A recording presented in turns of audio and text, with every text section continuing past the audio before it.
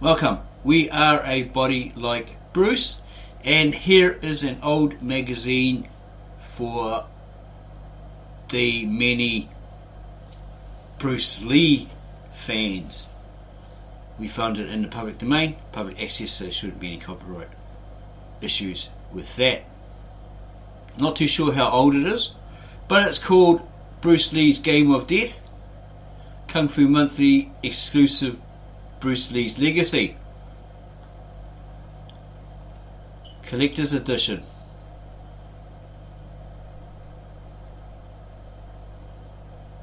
And it talks about, at that time, it must have been like 1976 or something like that this came out, because it states here that it had been 3 years since the fateful mid-July night in Hong Kong that Bruce Lee, the man they called Little Dragon, died.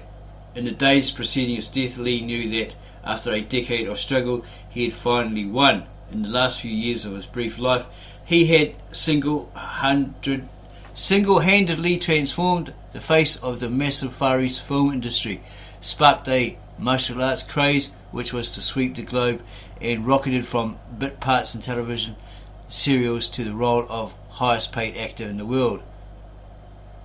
Lee's career had exploded far beyond his wildest dreams. In 1973, the year of Enter the Dragon, Way of the Dragon and Game of Death seemed destined to seal his remarkable success. Truly, if ever death robbed anyone of something more than life, it robbed Bruce Lee. So yeah, we're guessing it's a magazine that came out in around 1976. There he is, pictured in his yellow tracksuit in Game of Death, and hitting Jackie Chan, or striking Jackie Chan in Enter the Dragon.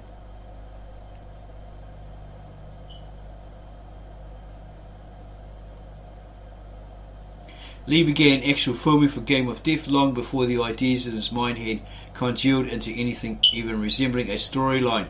He had originally planned to take a breather after Way of the Dragon was complete, work out a plot, write a script, choose a cast and crew, and then begin cranking the camera. However, this schedule was thrown into confusion by the appearance of a giant from Milwaukee, Kareem Big Lou Abdul-Jabbar.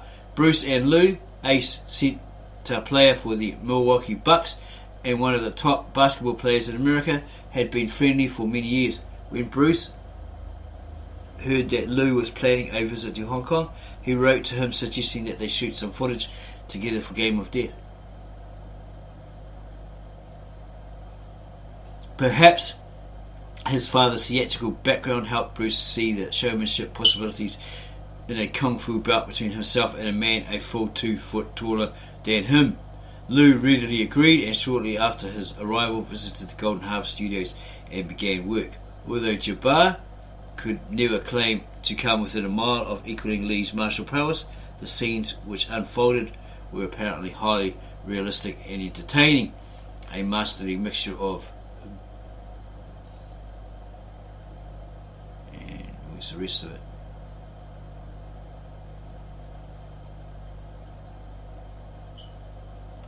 Where's the rest of it? There's 4. There's 5. To sublime and ridiculous. Shooting took a full week, and when it was complete, cast, crew and extras were all profoundly pleased.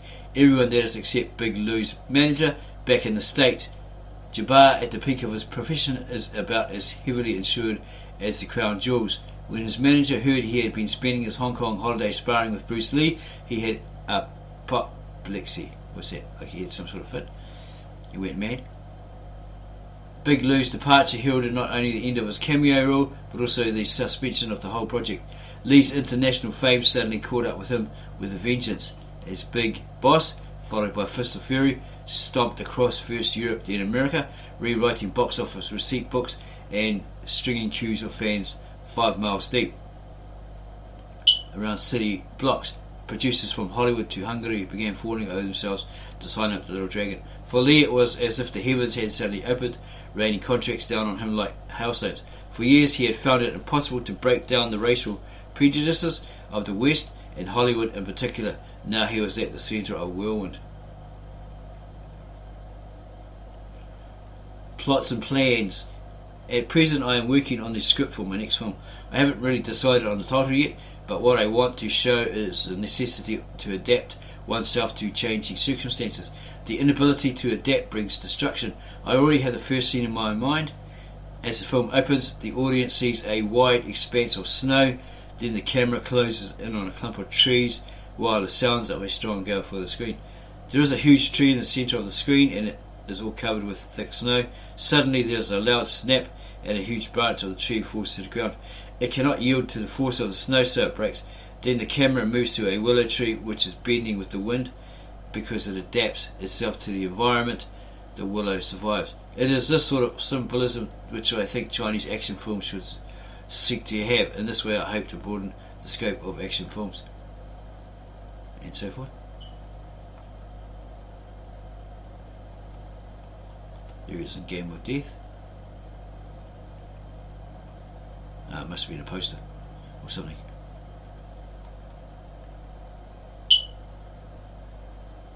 More on Bruce Lee. Way of the Dragon pointed the way for Bruce Lee when he sat down to play Game of Death in more ways than one, not the least being the choice of actors and actresses to fulfill the pagoda's lethal levels. In his third film, Lee packed his cast list with genuine top-level martial artists in preference to actors. Consequently, it included such fighting talents as Yang Zi, Shotokan champion of Southeast Asia, and Chuck Norris, 7-time karate champion. This move towards authenticity rather than good acting paid huge dividends for Lee. Indeed, his epic battle with Norris must be one of the most gripping action episodes ever filmed. This casting policy was carried over from Way of the Dragon to Enter the Dragon. On Lee's insistence, such masters as Bob Wall, Angela Mao and Jim Kelly were included, along with a host of other martial artists drawn from all over the globe. Even co-star John Saxon, better known to film fans for his good looks and his fast fists, was a kung fu enthusiast. And so forth. And it goes on about Kareem Abdul-Jabbar, and then Dan and No Santos, who first met Bruce Lee in 1964 at a Californian martial arts demonstration. At this time, Innocento was proficient in a number of the arts, notably Korean, Okinawan and Japanese karate. He was introduced to Eskrima by Ed Parker, the grand old man of American martial arts. Innocento studied under Eskrima's finest masters in both California and Hawaii, names which included the likes of Angel Cabales, Max Sarmiento, Braulio Pedoy and Suping. In time he also had mastered the art. Eskrima, together with its variants, Kali and Arnis, is the ancient Filipino art of stick fighting. Today its development has led it into the realms of sword and dagger combat, but essentially its basis is the block and attack movements of the staff. The art was named by the Spanish conquerors, or the conquistadors, Eskrima, meaning skirmish, before they realized its lethal power and banned it. In the North Philippines, the movements were kept alive in dance form. In the Muslim region in the south, the natives repelled the conquerors and continued the art intact.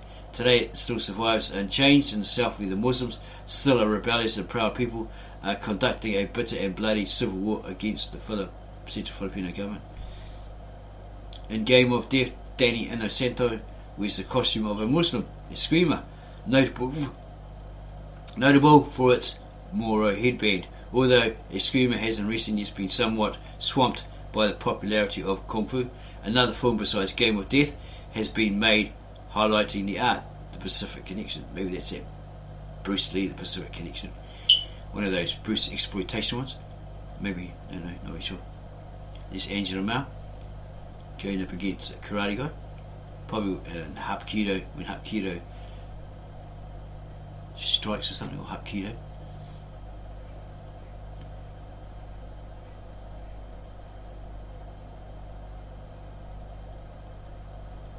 Bruce Lee and Big Lou, Kareem Abdul-Jabbar, George Lazenby, who was an Australian apparently. Maybe he went for James Bond and then he was in one film and that was it.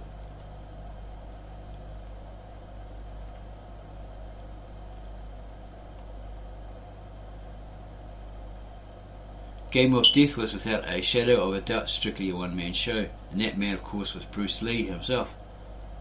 His movie making is like his fighting, Dan Innocento said recently, or at that time. He just did it. He didn't know until the night before exactly what he was going to do. Then he put it together. He made up the story details as he went along, spontaneously. That's the way the Game of Death was. As Innocento noted, most of Bruce Lee's movies came from inside Bruce Lee's head. In A Game of Death, this unique style of filmmaking was taken to its extreme. Lee had been given a totally free hand with Way of the Dragon, and he had revelled in the experience. Enter the Dragon, following hard on the heels of Way of the Dragon, must have come as a big anticlimax for the little dragon, what with having to once again buckle under to a script, writer, director, cameraman and so on. With Game of Death he was breathing free air again. Everything could be done exactly as he wished it. It would seem perhaps that working with such a dictator might try the patience and temper of even the most good-natured actor or actress. Not content with just outlining what was required, Lee would put a performer through his or her paces, all the while shouting directions from the sidelines. Because the soundtrack of Hong Kong films is always dubbed in later, he could work like the silent directors of old, coaching actors even as the cameras turned for a final take. It would certainly seem to be an off-putting experience, filming under the direction of Mr. Lee, but in fact Danny Innocento, making his first ever full-length film, said it was in fact quite the opposite. When he first arrived, Danny was one nervous martial artist afraid that he would foul up a Bruce Lee movie. However, immediately his friend put him at ease. Shortly after Danny's arrival, Bruce began outlining the fight plans he had churning around in his head. For the first 3 or 4 days, the two men rehearsed the details with Bruce using a videotape machine, a technique he had pioneered during his Green Hornet days. What he did was to film a rehearsal with video and then play it back immediately. What he wanted was not only the best martial arts skills or martial skills, but also the movements that would show up best on camera. As Innocento later commented, he was a genius. In time, Bruce and Danny had worked out the basis of the Eskrima belt. The sequence starts off with the Eskrima putting one of Bruce's allies out of action. After he is dragged from the floor, Bruce and Danny get down to it. 3 weapons are used during the episode. First up, the Eskrima chooses a double sticks and Bruce a Chinese bako, a thin whip-like staff of bamboo. Using the bako, Bruce disarms the Eskrima, who then picks up the nunchakus. Bruce follows suit and the two fight a nunchaku duel to the death. By all accounts, the entire episode, titled The Temple of the Tiger, equals any battle Bruce Lee ever filmed. As a tribute to the Eskrima's courage and martial skills, Lee lets him die a hero. As many of Lee's associates have also mentioned, Innocento noted that Bruce was above all else a perfectionist. During both rehearsals and final takes, he demanded total attention from his actors. When he was given it, he would create scenes at a furious pace, always getting the best out of the people and material at hand. Bruce was an expert with material for his films, Innocento recalled after the Little Dragon's death, especially in the fight scenes. He could develop it for people who did not know how to fight. Bruce made everyone look good. For those of us who were martial artists, he had a challenge to make us all look even better, and he always succeeded. Apparently Kareem Abdul-Jabbar found working under Bruce equally stimulating and rewarding. Although a novice at the martial arts, he and Bruce devised a sequence titled The Temple of the Unknown, which promises to be as breathtaking as it is bizarre. The sequence opens with Bruce and his last remaining ally bursting into the top floor of the pagoda to face Big Lou. The fighter of the unknown style, Big Lou defeats Bruce's aide and hurls him to the floor below. Then these two extraordinary opponents begin their deadly combat. Stills from the film highlighted just how bizarre the match is. When he kicks, Big Lou's enormous foot skies the air several feet above Bruce's head. Bruce, of course, is the eventual victor. These then, together with the Hapkido sequence, were the 3 episodes completed before death intervened. Just how long they run for is still something of a mystery. Dan Innocento remembers being told that a bare 28 minutes of footage was available. Sources in London claim that at least half the film was completed. When they travelled to Hong Kong, they were informed by a Golden Harvest representative that footage lasting longer than a whole film had been shot and that all that was needed to finish it for releasing was a series of linking sequences. Whatever the cause, the scenes Bruce did manage to capture on celluloid will be well worth seeing, even if they're only 28 minutes worth of them. As Dan Innocento said, when it came to producing action films, Bruce Lee was a genius. And he goes on about how Bruce Lee was at Betty Ting Pei's Kowloon apartment in Hong Kong. They were there to discuss Betty's role in Game of Death. She was going to be in it as well. After many months, Enter the Dragon had been given its final touches and was now waiting to go out on release. Bruce's mind was now firmly fixed on picking up where he had left off on Game of Death. He was confident that whereas his last solo film, Way of the Dragon, had been made really only for an Asian audience, Game of Death would prove to the world, and Hong Kong filmmakers in particular, that Chinese films could be made which would overwhelm both ends of the market, East and West.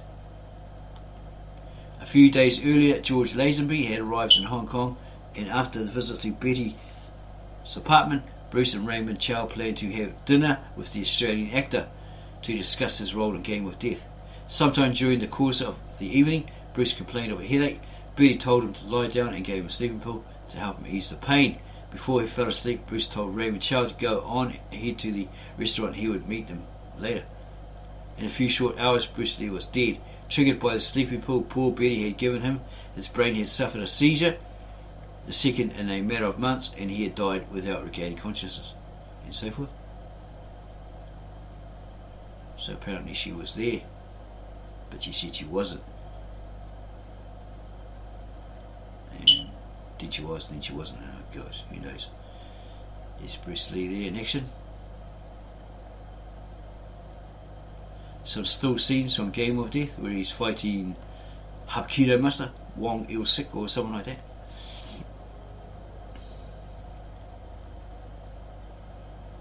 From Fist of Fury, Chinese Connection, and the true story behind the making of Bruce Lee's unfinished masterpiece.